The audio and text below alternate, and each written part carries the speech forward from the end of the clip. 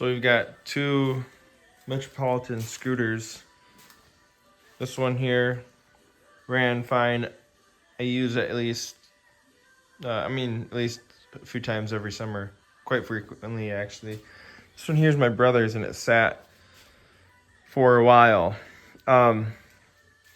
So I had a heck of a time getting this thing to run. And here's what I've done to it, just to explain symptoms and kind of the whole process of everything. So it wouldn't start and had probably bad fuel in it. So I kind of the gist of what I've all done and the symptoms. Well, the carburetor was dirty, so I cleaned the carburetor, and then it did start. It idled, but it would bog at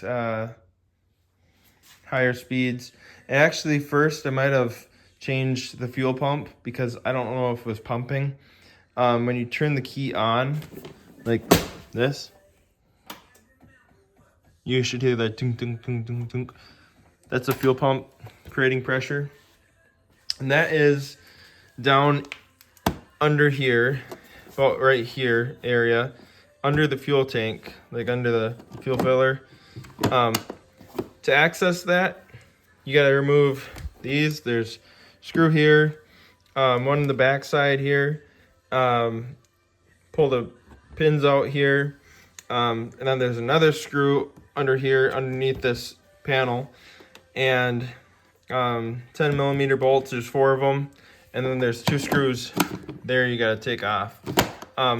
And underneath the seat, you're gonna want to take the seat off. 4 bolts, and I took this 8mm. These are 10 mil also. Took this 8mm bolt off, and that's the whole thing kind of lift up. So anyways, you can change there's also a check valve in there, and mine was fine. I was able to blow carb cleaner right through the check valve one way, and before I did that, I blew through one side and it worked, and I blew through the other and it didn't go through, which is exactly what you want. So then, there's a fuel filter right down out of the pump, or is it before the pump? I can't remember. Either way, I think it would be before the pump, but that's besides the fact. So got that, all that changed. I ended up changing the carburetor, and which is under here. You pull the seat out and you can see it. It's right under there. In fact, this rubber grommet is like the idle adjustment. And so I changed the carb because I did not have that high-end speed, and I didn't know what to say about it. The new carb, I put it in, it sucked. Like, it would idle, but you'd rev it and it would bog out. You'd kill the motor if you gave it any gas. Whereas the old carb, after I cleaned it, it would run, it would idle. It would go maybe like 20 miles an hour, but it would be boggy.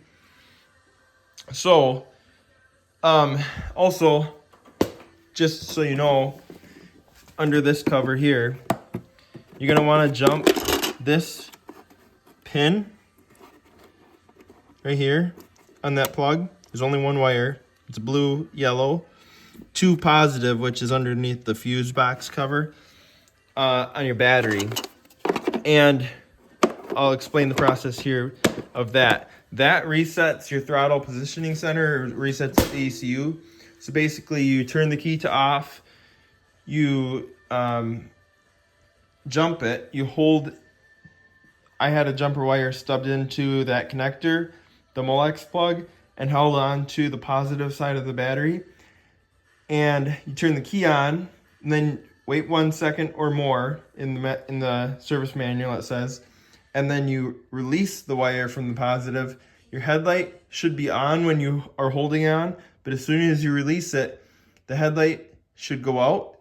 And then once the headlight turns back on, then you've got your ECU should be reset. So I was doing that and it wasn't changing anything.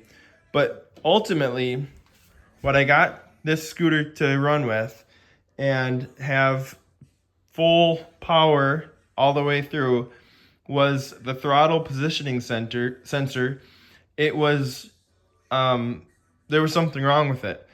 I had a new carb and I had the old one, so I ended up moving the old carb parts, or removing the old carb parts. Took the uh, electronic choke and the throttle position sensor off the old carb, took them off the new carb, and put them on the old carb, and put the old carb back in the scooter. And then reset the ECU. And when you do that, you don't want to be messing with the throttle. You want it to be in its spot. And in fact, I might have even done it a couple times after I drove it. I might have reset it again just to see if it would help. I don't really know the full extent of it.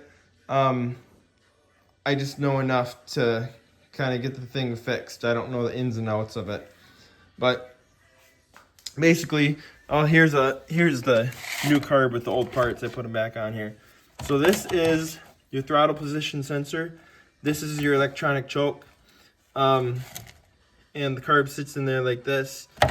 This is your motor side. These are the coolant lines. Coolant lines go through there. Your gas is going to be right there. Your throttle and your vacuum right here. Anyways, yeah, this thing, brand new carb.